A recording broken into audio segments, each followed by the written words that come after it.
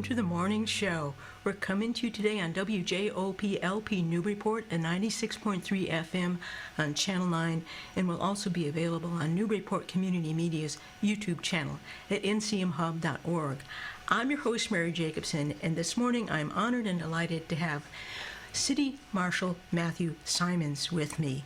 We're going to be talking about his background and what led him to become a leader in law enforcement, and then we'll also be talking about issues on everyone's mind these days that have to do with law enforcement and immigration. But first of all, City Marshal Simons, welcome to the morning show, and thank you so much for being here. Good morning. Thank you, Mary. It's a privilege to be here and to meet with you and the broader community through the morning show. Well, thank you for coming. I truly appreciate it. I wanted to start out by just talking to you a little bit about your background and your journey to becoming police chief. Sure. Well, I'm a Newburyport kid, born and raised in the South End.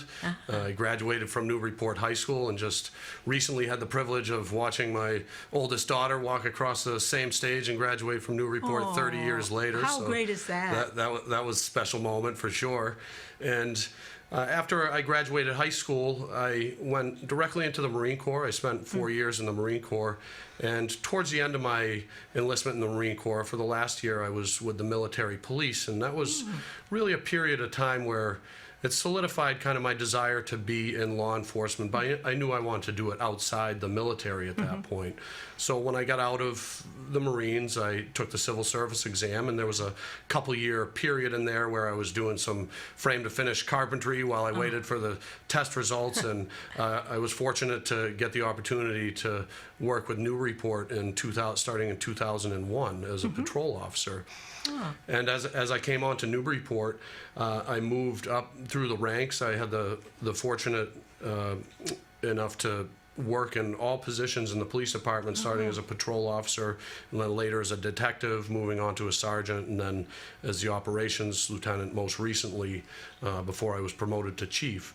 But once I got promoted to sergeant is really when I made the decision and could see that I had a passion for leadership in law enforcement, and I wanted to move into the executive level where I would have some control in operations and charge of how the police department operated and where we moved as a police department in this great community. And as a lieutenant, I had the opportunity to go to the FBI National Academy, thanks to Mayor Reardon and the former city marshal providing me with that opportunity. It was 10 weeks down in Virginia, at Quantico, at the FBI Academy, and less than 1% of law enforcement executives have that opportunity. So it was attended by 250 other law enforcement executives represented by 48 states and 27 different international countries. And you study master level classes on emotional intelligence, the psychology of leadership, communication for law enforcement executives.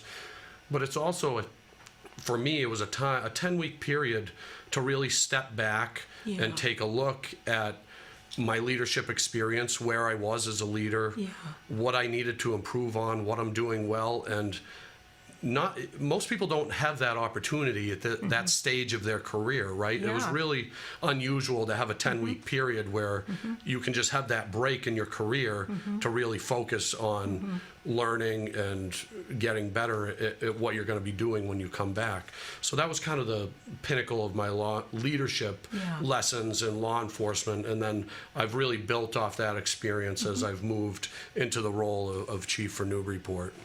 Yeah, that sounds like an extraordinary opportunity that you had. And it also, I can hear that you have such an extensive and varied background, both diverse and deep, that you bring to this. And few people get to have that like 10-week specialized kind of training and time to really reflect upon who you are, what law enforcement means to you. And in following up on that, then I wanted to ask you, because I'm sure you had time to reflect upon your values and the values you wanted to bring to bear on your work as a leader in law enforcement. So tell us a little bit about the core values that guide your decision-making as a leader in law enforcement. Sure. For me, it was really simple. Like I said, I was in the Marine Corps for 4 years, and the core values of the Marine Corps are honor, courage, and commitment. And they really translate well into what I do and what we collectively as a law enforcement profession do or should be doing. Honor, represents the highest level of moral and ethical conduct, and just respecting human dignity in all that we do. The courage is not just physical courage, but also the courage to do what's right in the face of adversity. Sometimes we need the courage to stand up and speak, and sometimes more importantly, we need the courage to sit down and listen to what's going on around us. Right? And then a commitment for me, to Newburyport Police Department, to the community of Newburyport, and in a broader sense, a commitment to the profession of law enforcement as a whole, right?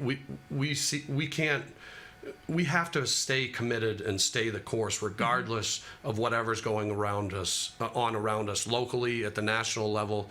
We have to have that commitment to our department, to our community, and to our profession as a whole. It's that teamwork and determination and the relentless pursuit of excellence, and that commitment to something bigger than oneself, right?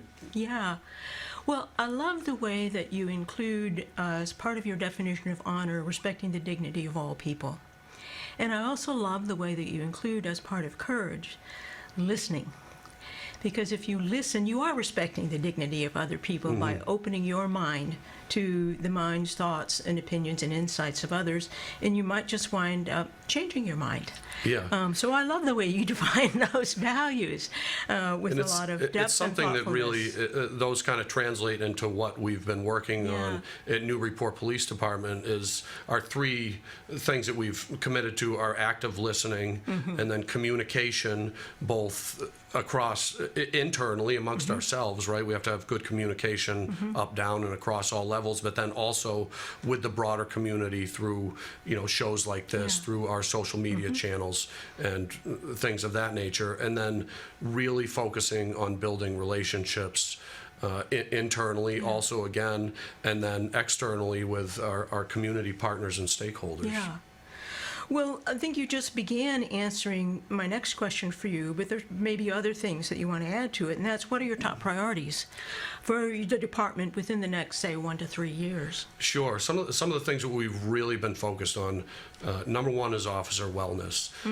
It's just so vitally important that we are making sure that our officers are well, both physically, emotionally, and mentally. It's not fair of me or the community to ask our officers to be at their best if we're not making sure that they're taking care of themselves first. So we've really placed an emphasis on officer wellness and destigmatizing what's some of the things around asking for help, or making sure that each other's okay. We've have a regional CISM program, that's a critical incident stress management program that we utilize for traumatic incidents. And then I'm also working to develop a formal policy around that. We've looked at some app-based programs. I'm not sure that I found anything that's right for our department, but really just normalizing the conversation internally inside the walls of the police department is what I'm focused on right now. And then, one of the other big things that we've had along that line, but that extends to the broader community, is we've implemented the TIP program, which is Trauma Intervention Prevention of the Merrimack Valley.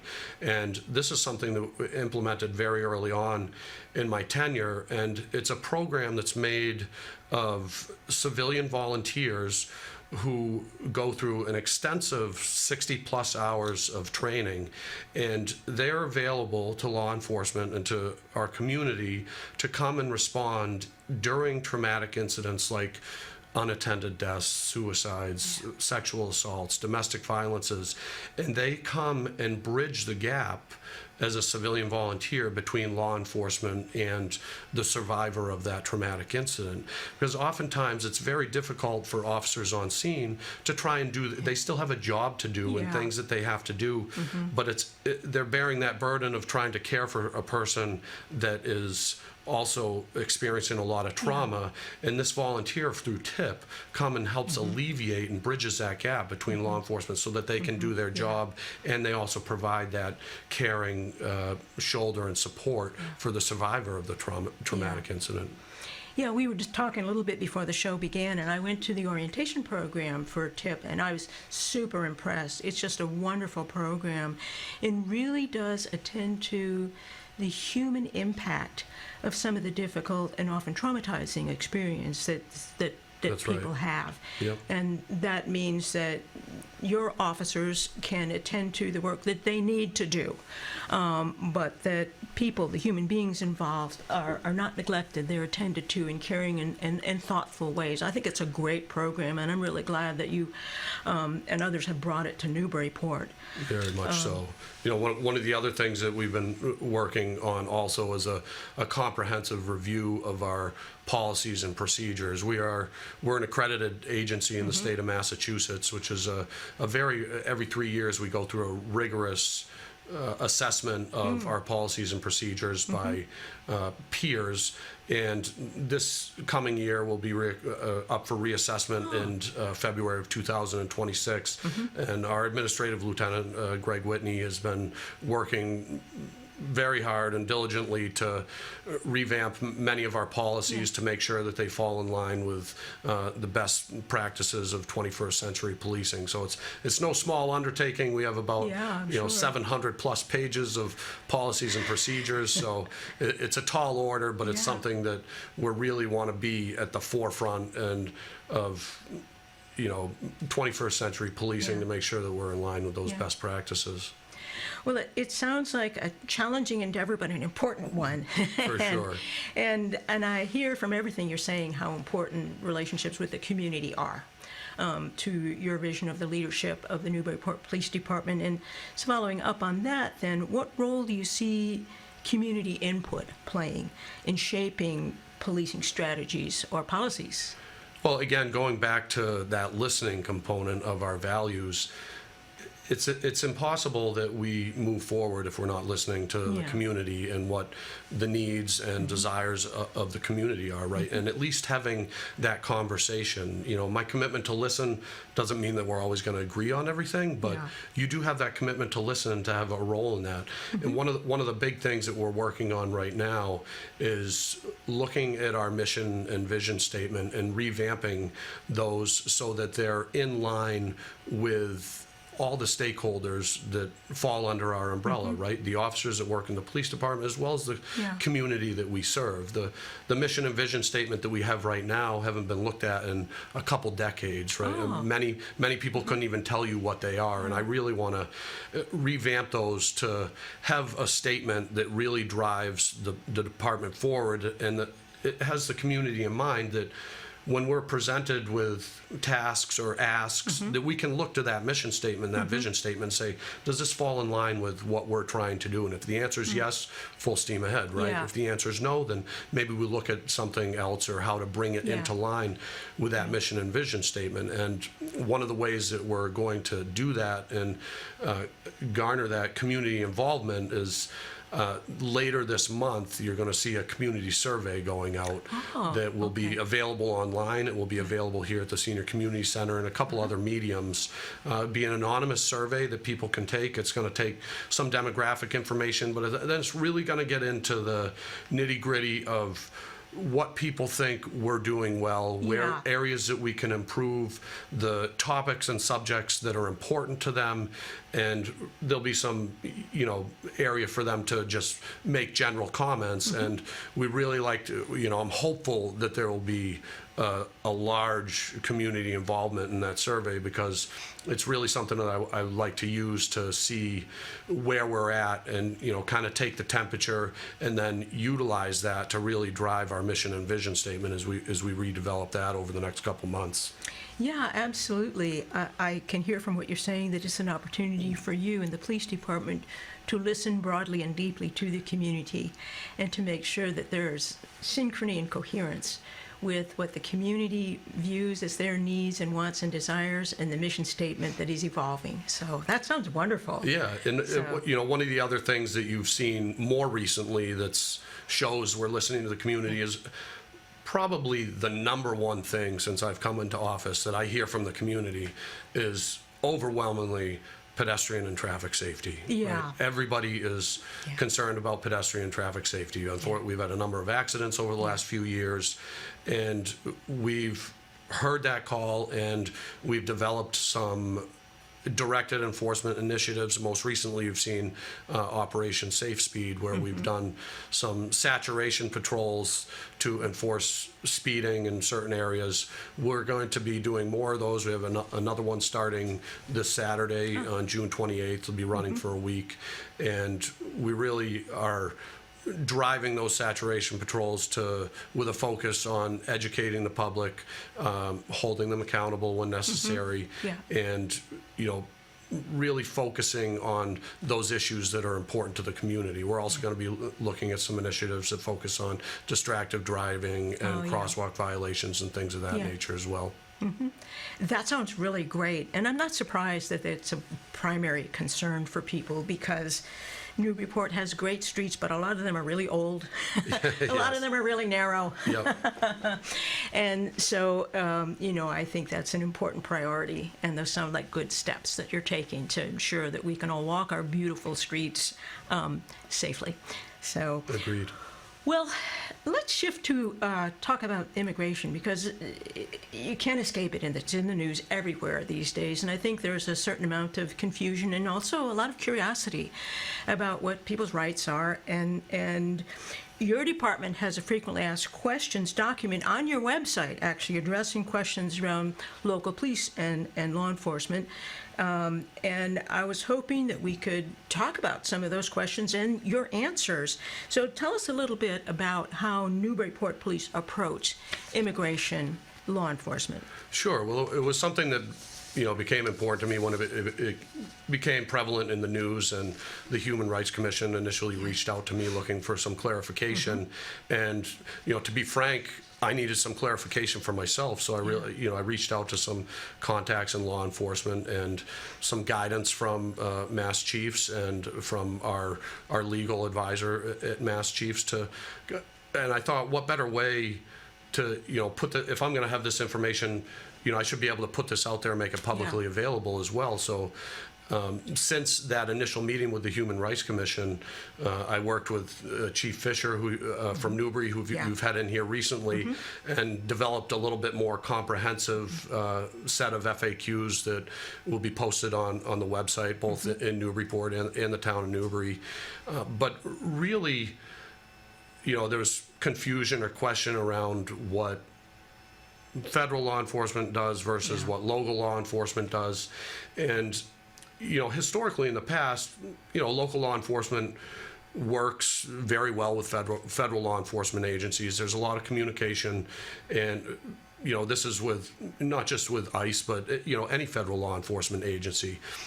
Now, federal law enforcement agencies, whether it's ICE or any law enforcement agency, they have jurisdiction across the entire country. No holds barred, right? There is no area in the country that they don't have jurisdiction.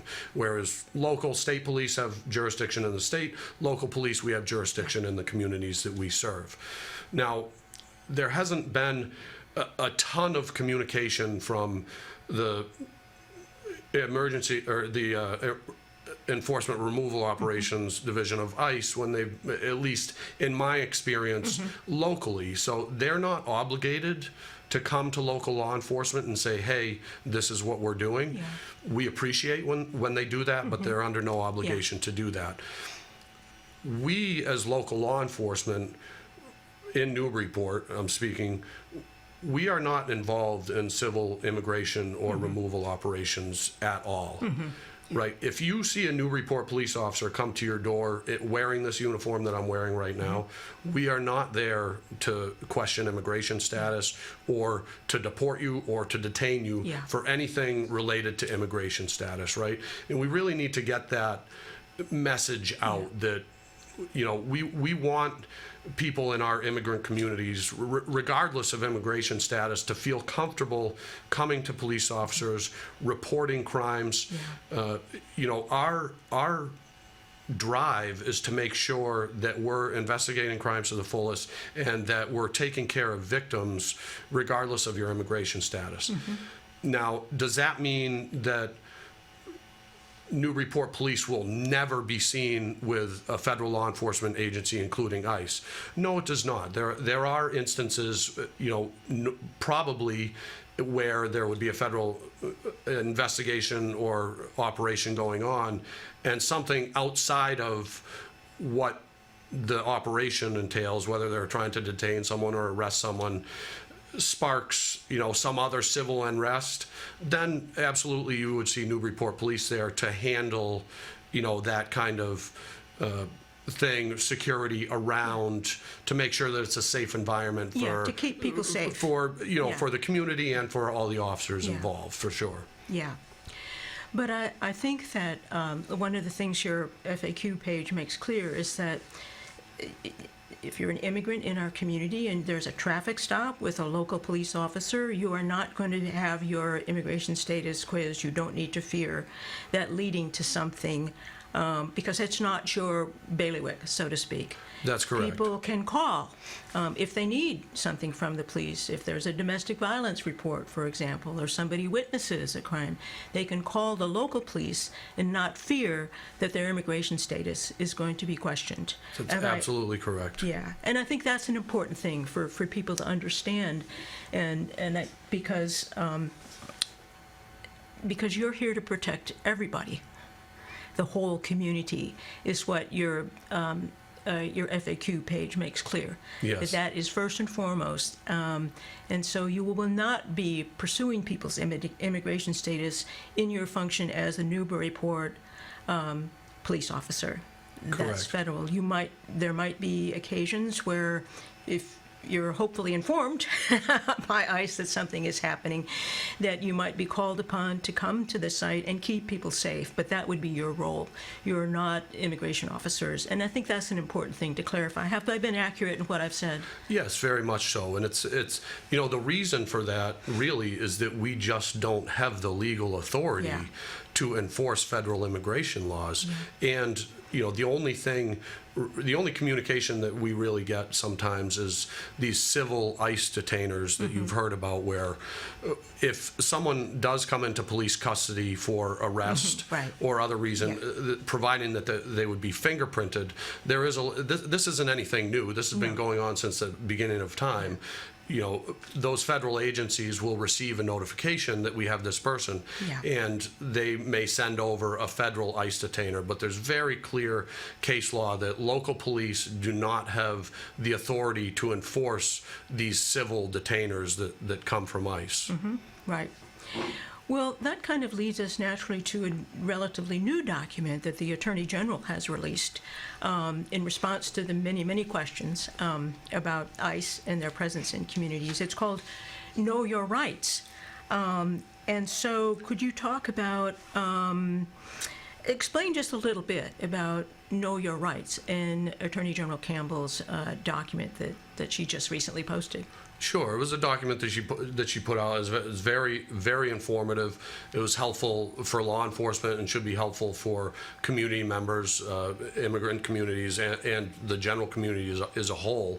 And it talks a little bit about the type of immigration enforcement that ICE takes place in and what their authority is, right? And it's very different from the criminal side, the local law enforcement, because the immigration courts are civil courts. They're not criminal courts. And so it's very different in that ICE has civil documents that allow them to detain people or make arrests based on those civil documents that are issued by ICE agents, right? And in some cases, they don't even need a document. They just need what's called probable cause that someone is here undocumented or illegally, and that's enough in some cases for them to detain or arrest a person.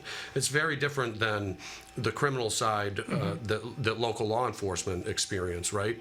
So This document also describes a couple things, particularly, of importance is what bystanders can and can't do, right? Yeah. So if there's a situation where ICE or any federal agency or any law enforcement agency for that matter is conducting an investigation or an operation, it makes it clear that bystanders are allowed to record or film, and we've seen this going on for years now, and the courts have made it very clear that that's people's right to do that if they choose to. What they can't do, that the courts have also made very clear, is interfere with the investigation, right? So if they want to record, if they want to observe, it needs to be done at a safe distance. Now, the courts haven't defined quite yet what a safe distance is. Some states have. There's a new law in effect in some states like Florida. It's called the HALO law that prevents a buffer zone around law enforcement of, say, 20 feet or 25 feet, and it specifies that. It is being looked at in some other states right now, including Massachusetts, as legislation moving forward. But really, what I want to emphasize is absolutely you have a right to record an incident, but it needs to be done at a safe distance. If it becomes interfering, or you're bumping into ICE agents or any other law enforcement, or touching them, it's way too close, right? We want to make sure that everybody's safe. We want to preserve that First Amendment right to record and document incidents, but we need to make sure that as a community, as civilians, that we're doing it in a manner that's safe for everybody involved. Right. I think that's an important thing to clarify, again, because some of the news is very confusing around that. But you absolutely have the right to whip your cell phone out and record something. Sure. But use your common sense. That's right. Don't get too close. And even though there might not be a legally defined buffer zone yet, just make sure you're not so close that you're, going to be interpreted, your behavior is going to be interpreted as interfering with what the federal agents are trying to do. I think I've summed up that correctly, right? Yep, I think so. Yeah. I was wondering if you could, there's been so much about warrants. And there's two kinds I learned from Know Your Rights. There's a judicial warrant and an arrest warrant. And one of them has to do with the distinction you were making about the criminal justice system, and the administrative warrant is civil, if I understood that. Correct. And ICE agents don't necessarily need a warrant of either kind. They have forms that they fill out. Officers themselves interpret. They define what probable cause is. Did I understand that correctly? Yes. And then they do have forms that they are supposed to fill out justifying an arrest of somebody. So, because you'll often see people talking about, did they have a warrant for this person, and they say a little bit more about when a warrant of either kind is needed, and who has the right to see it, asked to see it.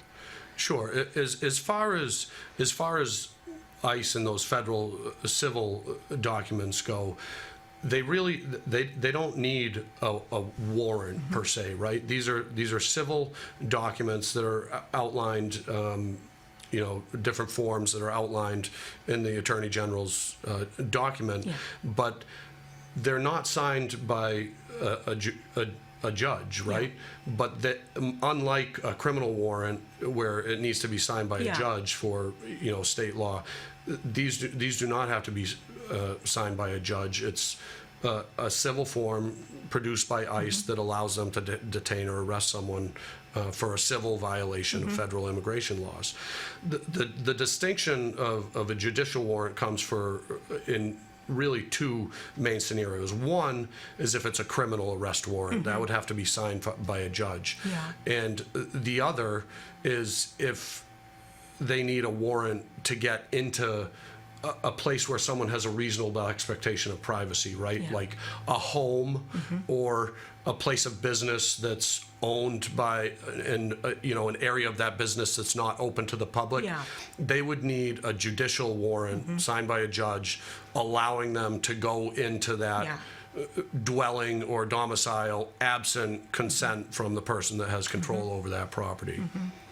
Yeah, I think that's a helpful distinction to make. When I was reading Know Your Rights, I thought, oh, that's really interesting, that if you're in your house or it may be a workplace, but it's a private part of the workplace that's not open to the public,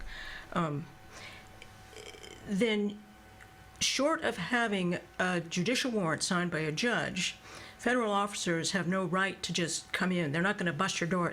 They can't, as they do on TV, Right. you know, kind of just demand to come in. That you can choose not to let them in unless they have a judicial warrant signed by a judge. Have I understood Know Your Rights properly? Yes, that's right. If there's an expectation of privacy under, Fourth and Fifth Amendments, then you would expect that they would need a judicial warrant or any law enforcement to enter those premises without consent. But if you're in a public place, it's different. Fair game. Fair game. Yeah. Yeah. All right.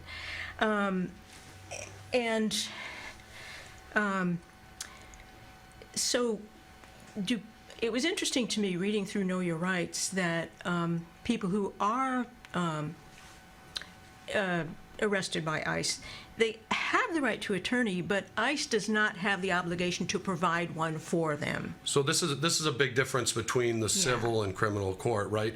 Where in criminal court, you have the right to an attorney, and if you can't afford one, the government is obligated to provide one for you. In civil court, which immigration is, the government, in most cases, is not obligated to provide you with an attorney if you can't afford one. So that is a very distinct difference between civil immigration court and criminal court. Yeah, and an important distinction for us to understand, I think. Now, reading through the Know Your Rights document, because I want to make sure I understood what I was reading, because it's complex, isn't it? It is very. That both the person being arrested and a bystander has the right to ask the, say, an ICE officer. They have the right to ask them to identify themselves, to ask them why they're being arrested. Let's stop there and make sure is that correct? That you have the right to be silent, For sure. as both a bystander or the one being arrested by a federal agent, and you have the right to ask those questions. In fact, the document has a number of questions that you can ask as a bystander. Have I understood that correctly? Yes, primarily the questions in the document really pertain to the person being detained. Yes. If particularly if there's a language barrier and there's a bystander that is able to help maybe ask those questions on behalf of a person being detained or arrested, that may be more appropriate. But if there's no language barrier, really the questions are pertinent to the person that's being detained or arrested. And like you said, they do have that right to remain silent. And then, very importantly, I think at the end of our FAQs on the police department, also in this document, you'll see some information on where you can go to find out information from ICE about where this person has been detained, where they're being taken to, when they're going to be showing up in civil immigration court and things of that nature. Yeah, thank you for clarifying that. And you can, as a bystander, if I understood the document, you can call out to the person. Do you have a lawyer that you want me to contact? Absolutely. Yep. Or do you have a family member that you'd like me to contact for you? You absolutely are within your rights as a bystander to ask those questions of the person who's being detained. Did I understand that correctly? Yes, absolutely. Okay. Yeah. And again, just making the point that as long as it's not so close that it's interfering or, deterring whatever operation or arrest might be taking place. I mean, a certain amount of common sense is called for. Sure. But I think it's helpful for people to know they have the right to ask people that if they want to try and be helpful, as well as being able to record what's going on. Is there anything else about either the FAQ or the Know Your Rights that I haven't asked you about that you would like to be sure to communicate with people?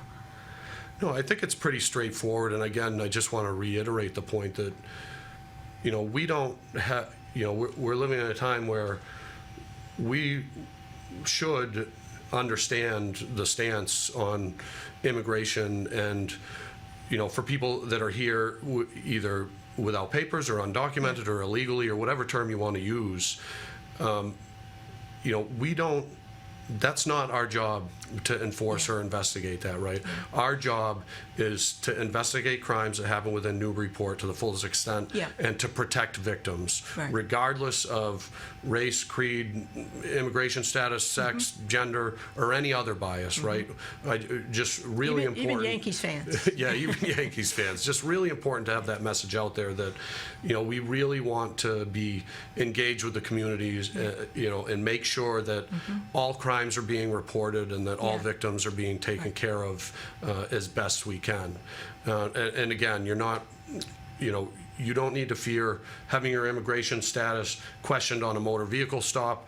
It just, to be blunt, it doesn't matter to us in the enforcement of the civil law that you may have violated in your motor vehicle, or even in a criminal case, right? It's just not relevant because we don't have the authority to enforce that. Right. So the overall message is, don't hesitate to call your local police force because of concerns about immigration status. That's right. Be safe, always. And I want people to know that this interview will be out on Newburyport Community Media's YouTube channel later on, and in the narrative description underneath the YouTube version of this show, you will find clickable links. That's great. Both for the Newburyport Police Department's FAQ page and also for the Attorney General's Know Your Rights document. So people can find those there and click on them. It's really interesting reading, and I learned a lot from both of them. And I very much appreciate your putting that FAQ together and posting it on the department website. I think it's very helpful for our community. So. I also want to thank the Human Rights Commission and a couple of members specifically who were very helpful in making sure this interview could happen, and that's Nancy Cahan and Marianne Vesey. So thank you very much. Shout out to you. And I can't thank you enough, Marshall Simons. It's just wonderful to talk to you. And I have to say that as I heard you talk about your vision for the community, the values that you use to determine how you determine policies and how you interact with our community, it's just very inspiring and reassuring and exciting. I'm looking forward to filling out your survey. Thank you. And you had the privilege of having that survey announcement on your show this morning. There you go. It hasn't been put out anywhere, so breaking news, be looking for that survey in the next few weeks. All right. Thank you very much. It's just been a privilege and an honor to talk to you. I've learned a lot from you, and I so appreciate your taking the time to come visit the morning show. Yeah, thank you. I really appreciate the opportunity. I hope you'll have me back. You can count on it. All it's right. a date. We'll Thank figure you. it out. That's it for today, everybody. Please join us again next Thursday at 9 for the morning show. Until then, everybody, please be well.